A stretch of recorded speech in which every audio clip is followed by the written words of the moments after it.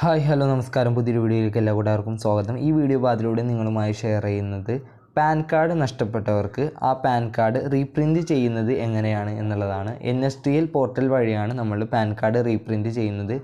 Pan card reprint ചെയ്ത് കഴിഞ്ഞാൽ നമ്മളുടെ പാൻ കാർഡ് പോസ്റ്റ് വഴി ഫിസിക്കൽ പാൻ കാർഡായിട്ടാണ് നമുക്ക് ലഭിക്കുന്നത്. അല്ലാതെ ഇത് ഓൺലൈനിൽ നിന്ന് ഡൗൺലോഡ് ചെയ്യുന്ന സോഫ്റ്റ് കോപ്പി അല്ല. അപ്പോൾ ഇതിനായി നിങ്ങൾ ഗൂഗിൾ ഓപ്പൺ ചെയ്യുക. ഗൂഗിളിൽ NSDL പാൻ കാർഡ് റീപ്രിൻ്റ് എന്ന് സെർച്ച് ചെയ്യുക.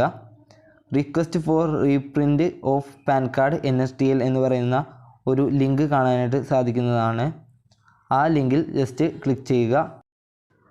NSDL വെബ്സൈറ്റ് ഇൻ്റർഫേസ് ഓപ്പൺ ആയി വരും. Request for reprint of pan card എന്ന് എഴുതി കാണിച്ചിട്ടുണ്ട്. അടിഭാഗത്തേക്ക് സ്ക്രോൾ ചെയ്യുമ്പോൾ പാൻ കാർഡിൻ്റെ ഫീസ് ഡീറ്റെയിൽസ് കാണാം. ആദ്യമായി തന്നെ റീപ്രിൻറ്റ് ചെയ്യേണ്ട പാൻ കാർഡിൻ്റെ നമ്പർ അവിടെ എൻ്റർ ചെയ്ത് കൊടുക്കുക. അതിനുശേഷം ആധാർ കാർഡ് നമ്പർ കൂടി എൻ്റർ ചെയ്യുക. ഇൻഡിവിജ്വൽ വിഭാഗത്തിലാണ് സാധാരണയായിട്ട് നമ്മൾ വിടുന്നത്, അതുകൊണ്ട് തന്നെ അത് നിർബന്ധമായും ചെയ്തിരിക്കണം.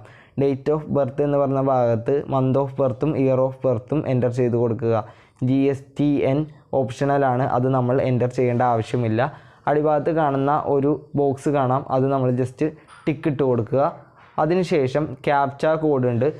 ആ ക്യാപ്ച കോഡ് കറക്റ്റായി ആ ബോക്സിൽ എൻ്റർ ചെയ്തതിന് ശേഷം സബ്മിറ്റ് എന്ന് പറയുന്ന ഭാഗത്ത് ക്ലിക്ക് ചെയ്യണം. അതിനുശേഷം വരുന്ന ഇൻ്റർഫേസിൽ നമ്മളുടെ പാൻ കാർഡ് ഡീറ്റെയിൽസ് കാര്യങ്ങളെല്ലാം അവിടെ കാണാം. അതിന് അടിഭാഗത്തായിട്ട് OTP വരാനായി ഏതെങ്കിലും ഒരു മെത്തേഡ് നമ്മൾ ഇവിടെ നിന്ന് സെലക്ട് ചെയ്യുക.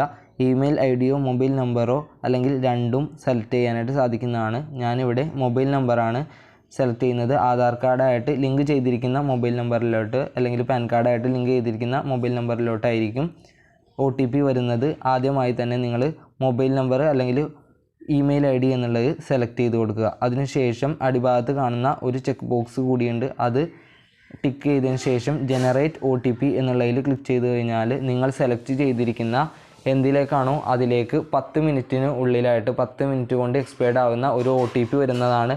ആ OTP നമ്മൾ എൻ്റർ ചെയ്ത് കൊടുക്കണം. വന്നിരിക്കുന്ന OTP എൻ്റർ OTP എന്ന് പറയുന്ന ഭാഗത്ത് എൻ്റർ ചെയ്ത് കൊടുക്കുക. ശേഷം വാലിഡേറ്റ് എന്ന് പറയുന്ന ഭാഗത്ത് ക്ലിക്ക് ചെയ്യുക. 10 മിനിറ്റേ ഉള്ളൂ ടൈം, അതുകൊണ്ട് തന്നെ 10 മിനിറ്റിനുള്ളിൽ തന്നെ നിങ്ങൾ OTP എൻ്റർ ചെയ്യണം, അല്ലെങ്കിൽ എക്സ്പയർഡ് ആയി പോകും. ശേഷം നിങ്ങൾ വരുന്നത് പേയ്മെൻറ്റ് ഭാഗത്തേക്കാണ്. മോഡ് ഓഫ് പേയ്മെൻറ്റ് എന്ന് പറയുന്ന ഭാഗത്തേക്ക് വരും. അവിടെ നിന്ന് നമുക്ക് പേയ്മെൻറ്റ് മെത്തേഡ് സെലക്ട് ചെയ്യാം. നിങ്ങൾക്ക് Paytm പോലെയുള്ള പേയ്മെൻറ്റ് ആപ്ലിക്കേഷനുകൾ ഉപയോഗിച്ചുകൊണ്ട് പേയ്മെൻറ്റ് ചെയ്യാം. അല്ല എന്നുണ്ടെങ്കിൽ നിങ്ങളുടെ കാർഡ് ഉപയോഗിച്ചുകൊണ്ടും പേയ്മെൻറ്റ് ചെയ്യാനായിട്ട് സാധിക്കുന്നതാണ്. പല മെത്തേഡുകളുണ്ട്. നെറ്റ് ബാങ്കിങ് എല്ലാ കാര്യങ്ങളും തന്നെ ഇവിടെ അവൈലബിൾ ആണ്. നമുക്ക് ആവശ്യമുള്ള ഒരു പേയ്മെൻറ്റ് മെത്തേഡ് ഇവിടെ നിന്ന് സെലക്ട് ചെയ്ത് കൊടുക്കുക. പേയ്മെൻറ്റ് ഡീറ്റെയിൽസൊക്കെ താഴെ വന്നിട്ടുണ്ടാവും. 50 രൂപയാണ് ചാർജ് വരുന്നത്. പേയ്മെൻറ്റ് നമുക്ക് പല രീതിയിലും അടയ്ക്കാൻ സാധിക്കുന്നതാണ്. ആദ്യമായി തന്നെ നമ്മൾ ടേംസ് ഓഫ് സർവീസ് എന്നുള്ളതിൽ I agree to the terms of service എന്നുള്ളതിൽ ക്ലിക്ക് ചെയ്ത് പ്രൊസീഡ് ടു പേയ്മെൻറ്റ് എന്ന് പറയുന്ന ഭാഗത്തേക്ക് ക്ലിക്ക് ചെയ്യുക.